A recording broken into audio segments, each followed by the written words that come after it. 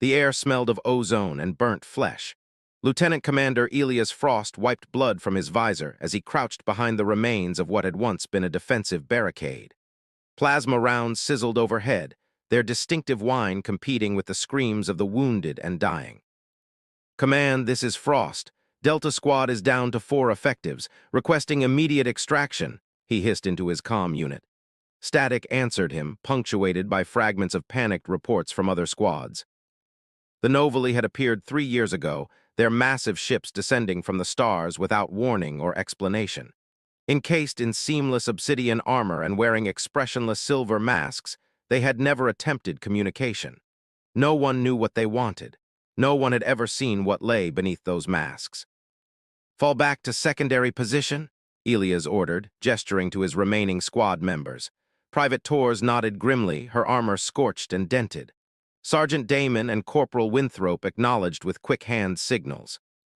As they retreated through the rubble of what had once been a thriving colony outpost on Proxima B, a Novali fighter appeared from a side passage. Damon reacted first, his pulse rifle barking. The alien staggered but returned fire. The energy bolt caught Damon square in the chest, vaporizing his torso in a horrific flash. Elias fired 3 precise shots and the Novali collapsed. Something about the way it fell, a strange vulnerability, made him hesitate. Torres and Winthrop were already moving ahead, securing their escape route. "Commander," Torres called back, "we need to move." "Go, I'll catch up," Elias replied, approaching the fallen enemy with his weapon raised. The Novali warrior lay sprawled among debris, silver mask reflecting the fires burning throughout the colony. A large wound in its side revealed not the mysterious alien physiology that scientists had theorized, but something disturbingly familiar: red blood, human-like tissue. The alien's chest rose and fell with rapid, shallow breaths. It was alive. Every instinct told Elias to finish it off. But something, curiosity, compassion, or perhaps just battle fatigue, made him kneel beside the wounded enemy instead. "What are you?" he whispered. The Novali's hand shot up, grasping his wrist with surprising strength. Elias nearly fired but stopped when he realized the alien wasn't attacking, it was trying to communicate. "They lied to all of us," came a voice from behind the mask, the words in perfect accented English. "You need to see." With trembling fingers, the Novali reached for its own mask. Elias tensed, his finger hovering over the trigger. No human had ever seen what lay beneath those silver facades. The mask detached with a soft hiss. Elias stared in disbelief.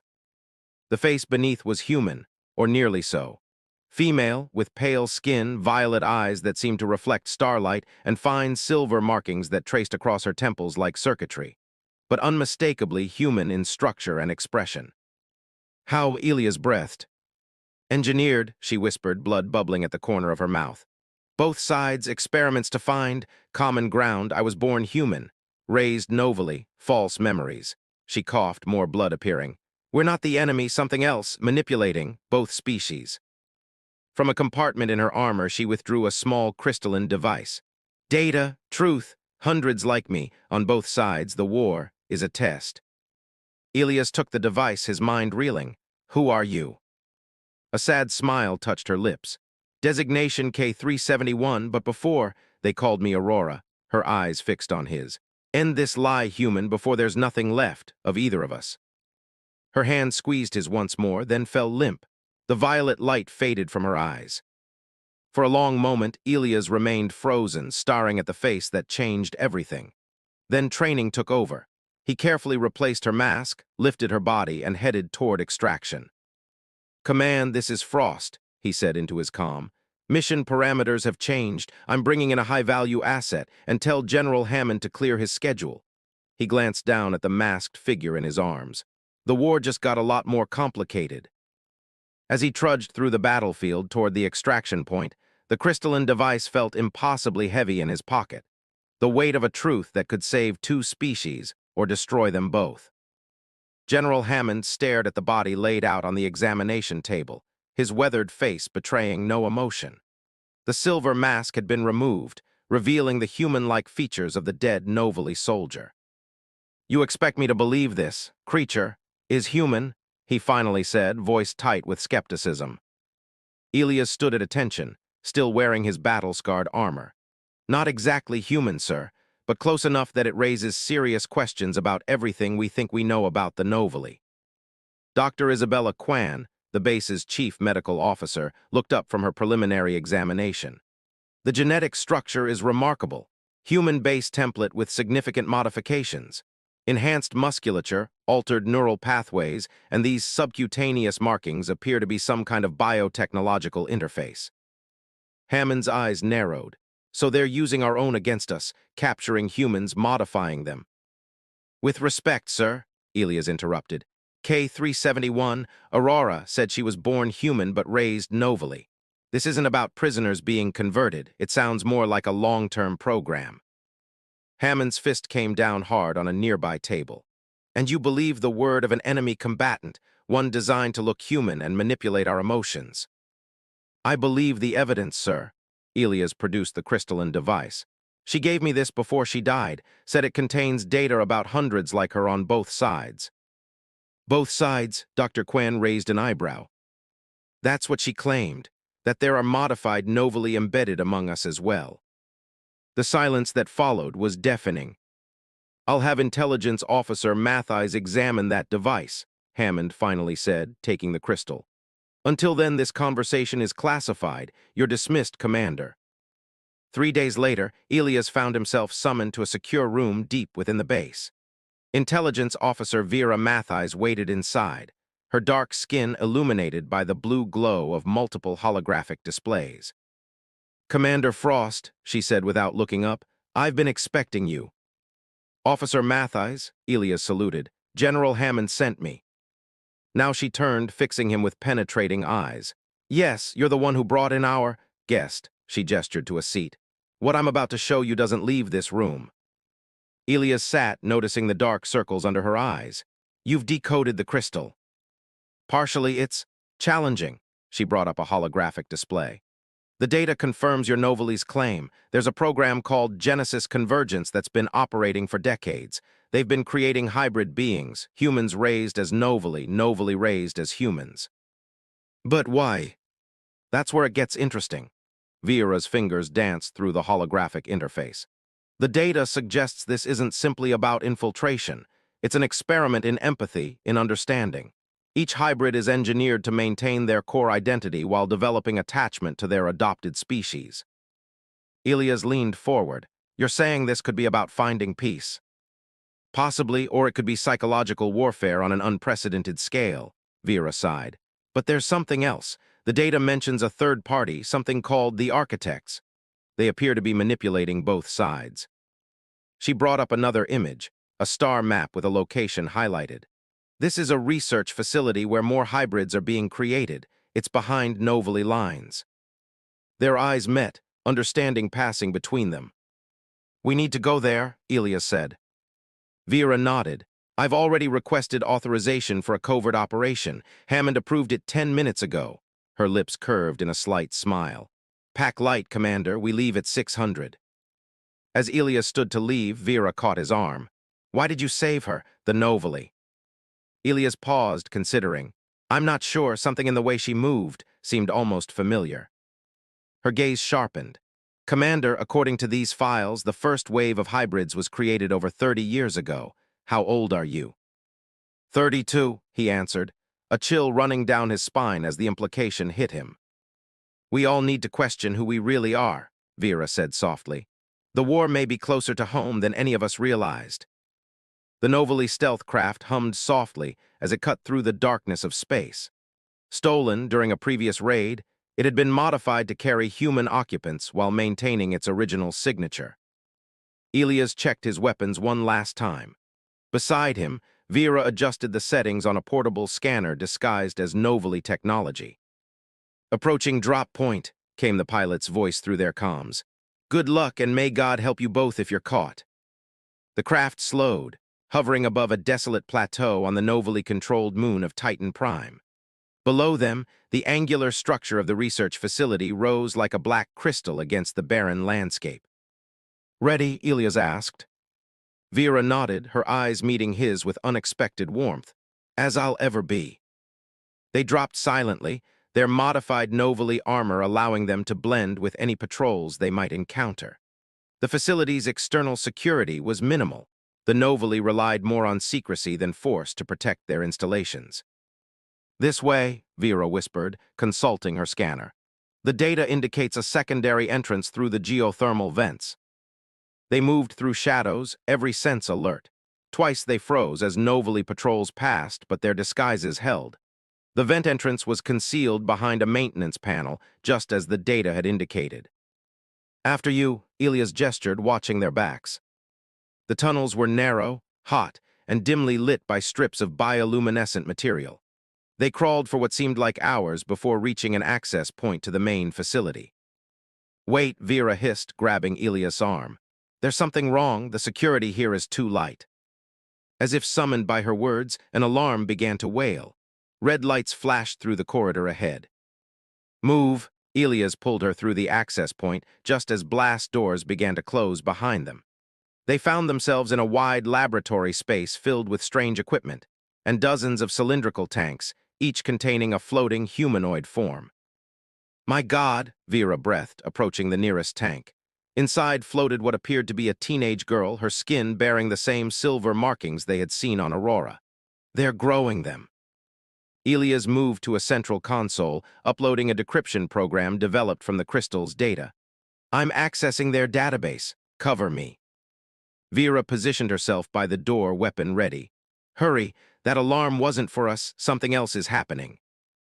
The console flashed green as the decryption completed. Data flooded the screen, genetic sequences, psychological profiles, mission parameters. Elias downloaded everything to a secure drive. "Vera, you need to see this." His voice was tight. "These subjects, they're not just being sent to infiltrate. They're being positioned as peace brokers. Look at their psychological conditioning, empathy enhancement, conflict resolution training." Vera glanced over his shoulder, her proximity sending an unexpected shiver through him. "And look at this, communications with human high command. Someone on our side knows about this program." A sudden explosion rocked the facility. Dust showered from the ceiling. "We need to move," Elias said, disconnecting the drive. "Wait," Vera pointed to one of the tanks. "That one's different." They approached the tank she indicated. Inside floated an older subject, a man in his early 30s with features that made Elias' blood run cold. "He looks like you," Vera whispered.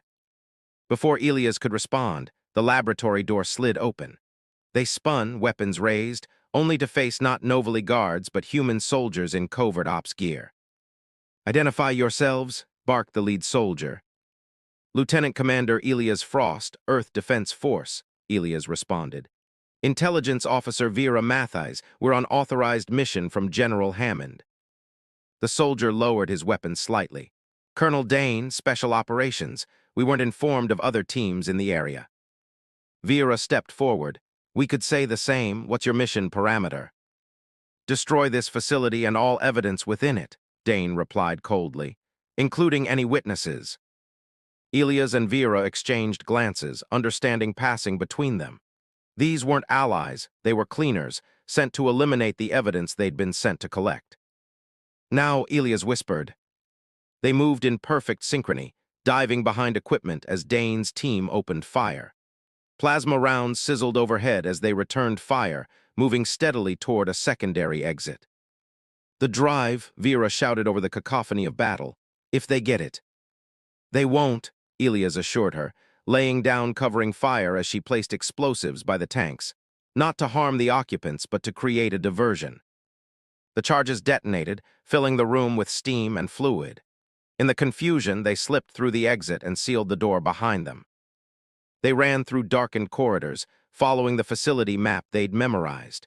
Behind them, the sounds of pursuit grew fainter as the facility's automatic security measures activated, treating all non-Novali as intruders. They reached an emergency escape pod just as another explosion rocked the structure.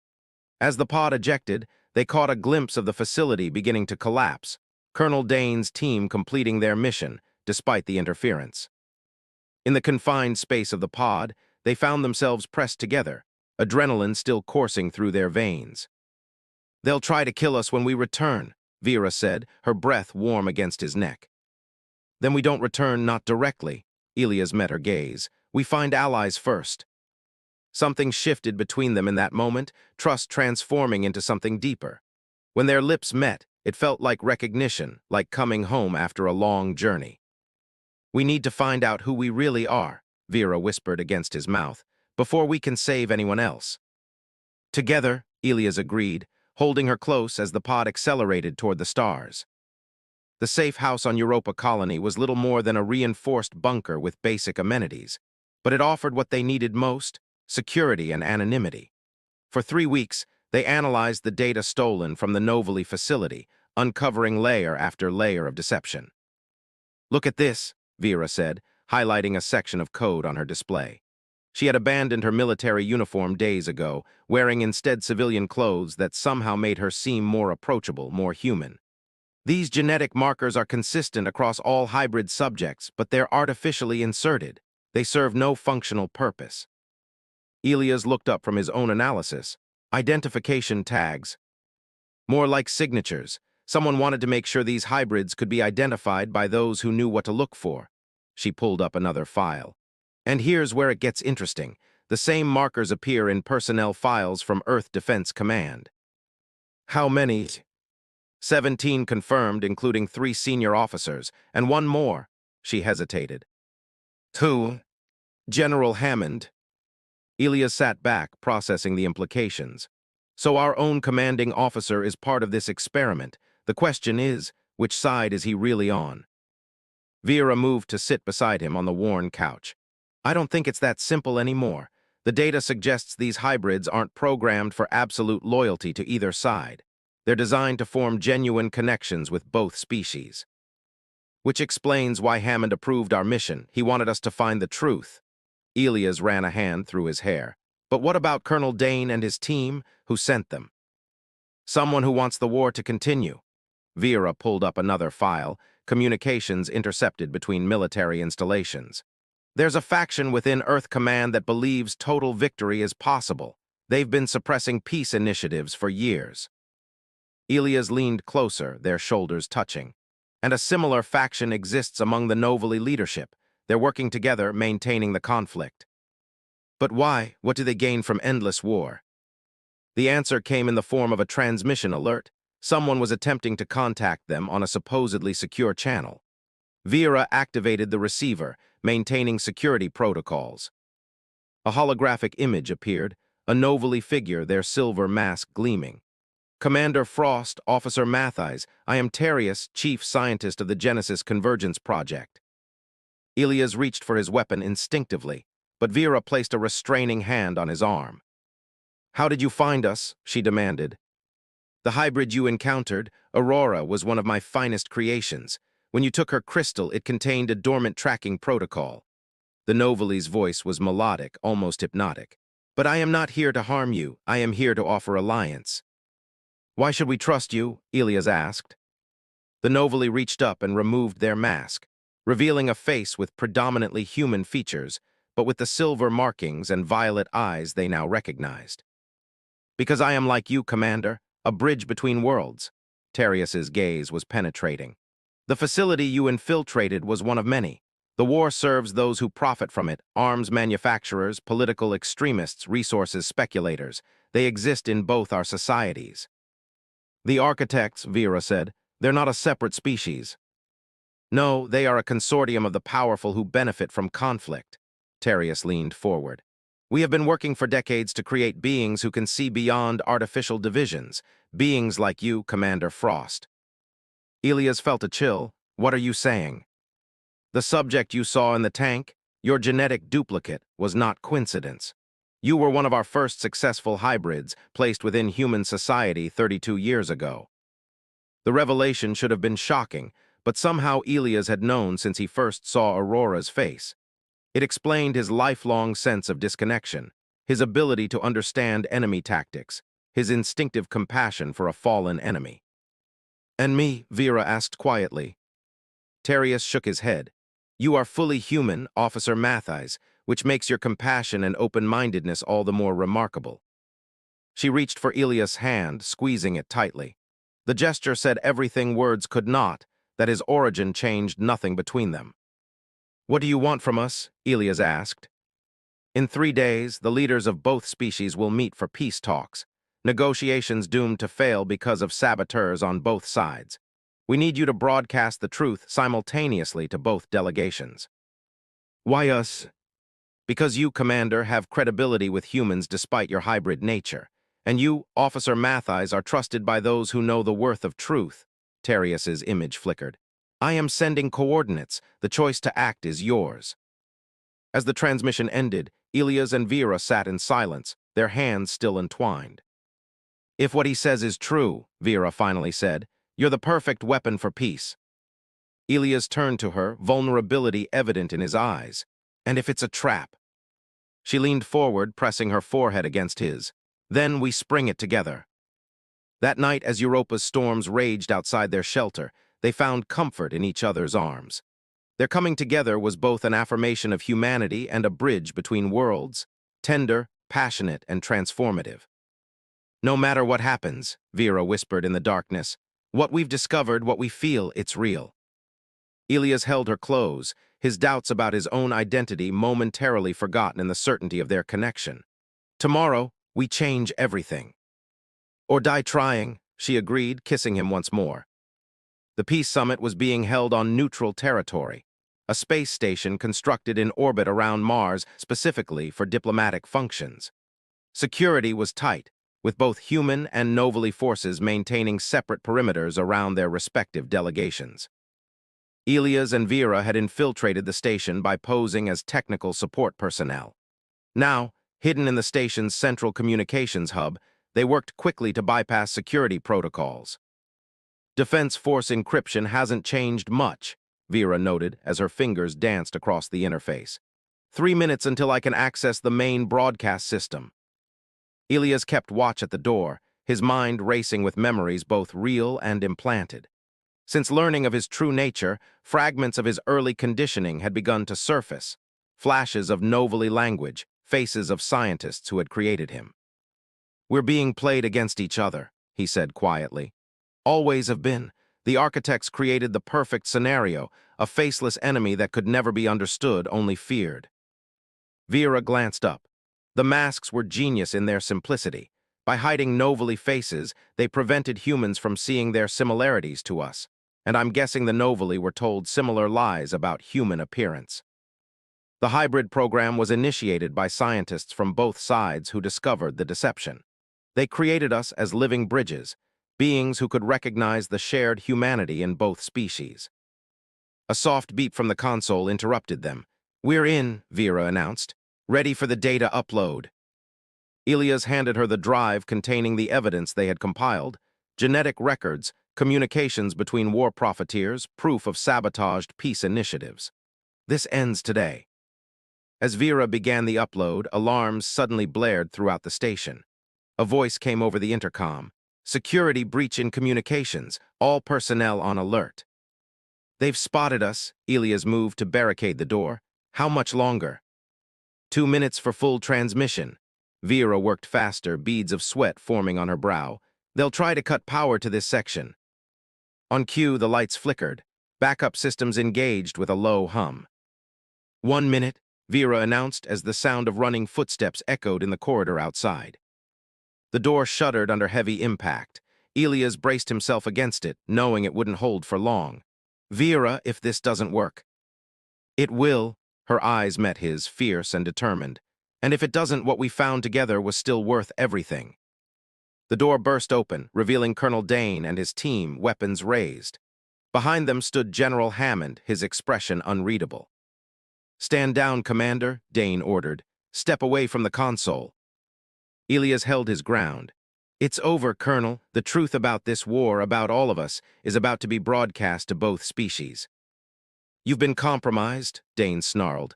"Your Novali programming has activated." Hammond stepped forward. "Is that true, Elias? Are you acting under Novali control?" "I'm acting under my own control, perhaps for the first time." Elias straightened, addressing not just the humans, but the surveillance systems he knew would carry his words to the Novali delegation as well. "I am both human and Novali, like hundreds of others embedded throughout both civilizations. We are living proof that coexistence is possible.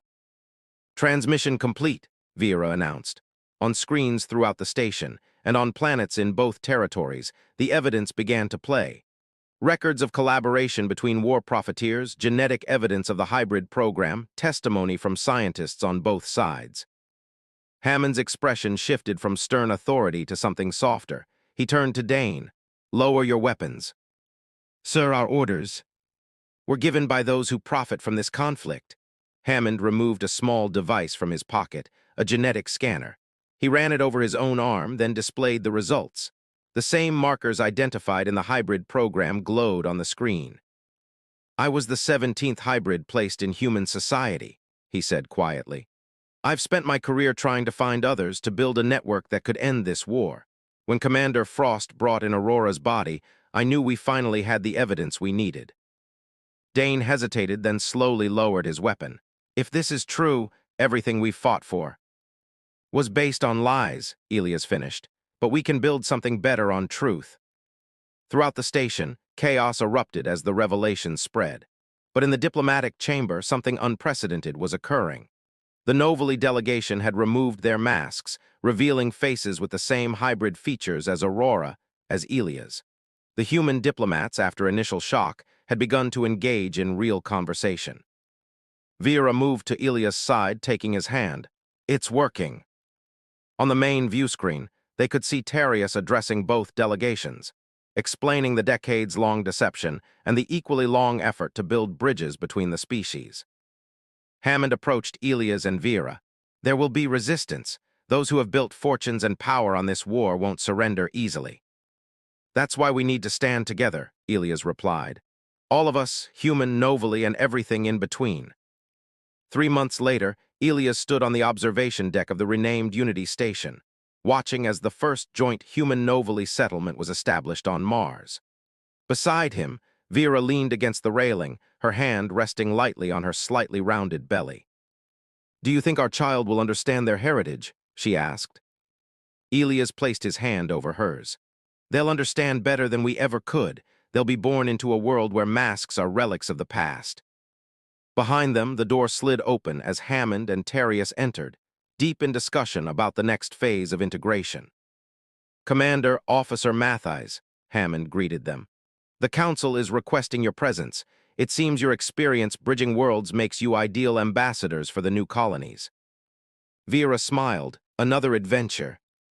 "Together," Elias agreed, as he had in the escape pod that had carried them to this moment. To this future where understanding had replaced fear and truth had overcome deception. As they left the observation deck, the stars seemed brighter somehow, witnesses to the birth of something unprecedented, a peace built not on victory, but on recognition of shared humanity across the cosmos.